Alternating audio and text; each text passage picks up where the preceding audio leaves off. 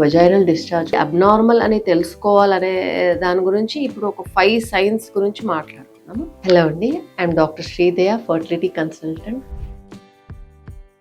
మొదట కలర్, అది ఎప్పుడైనా గ్రీనిష్ ఎల్లో కలర్ కానీ, పింకిష్ కానీ, లేదా బ్లీడింగ్ రెడ్గా కనబడడం కానీ, లేదా థిక్ వైట్ పెరుగులాగా కూడా కనపడుతుంది.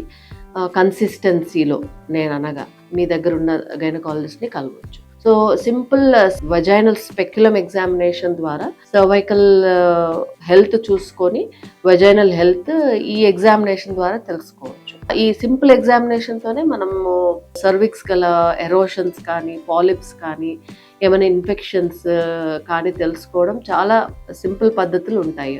లైక్ ప్యాప్ టెస్ట్ అని ఉంటుంది. సో దాని ద్వారా కూడా ఈవెన్ క్యాన్సర్ స్క్రీనింగ్ టెస్ట్ కూడా అంటారు దీన్ని. వజైనల్ డిశ్చార్జ్ కల్చర్ స్వాబ్ కూడా చేసుకోవచ్చు.